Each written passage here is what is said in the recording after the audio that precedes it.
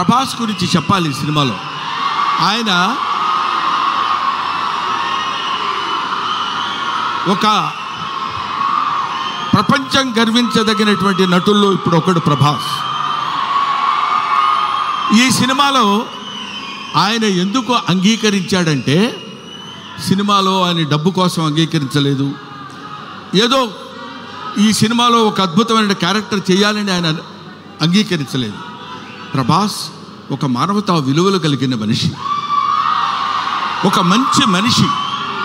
ఎవరైనా ఏదైనా చేయిజాప అడిగితే కాదనేటువంటి వ్యక్తి కాదు ప్రభాస్.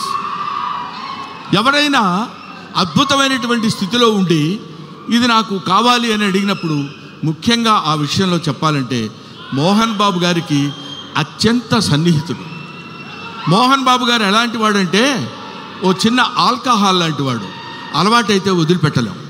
అలాగే ఎంతో మోహన్ బాబు గారి మత్తులో, మోహన్ బాబు గారి ప్రేమలో మునిగి తేలినటువంటి వ్యక్తి కాబట్టి ప్రభాస్ ఈ సినిమాలో చేశాడు. అరే మోహన్ బాబు గారి ఎంట్రీ చూశారు కదా, అతను స్టీఫెన్ కూర్చున్నాడు, మ్యూజిక్ డైరెక్టర్.